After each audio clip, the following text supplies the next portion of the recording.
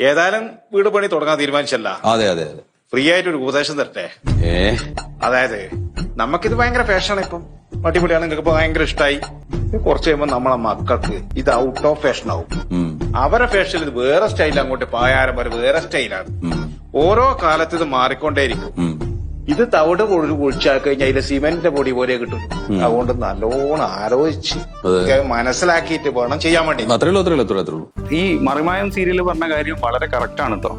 അപ്പൊ എന്താ കാര്യം വെച്ചാല്, ഇപ്പൊ ഇതിൽ പറയുന്നത് ഇപ്പൊ ഒരാള് സ്വന്തം നിലയിൽ വീടുണ്ടാക്കി അയാളെ സ്വന്തം ഐഡിയയിൽ മാത്രമായിരിക്കും വീടുണ്ടാക്കുന്നത്.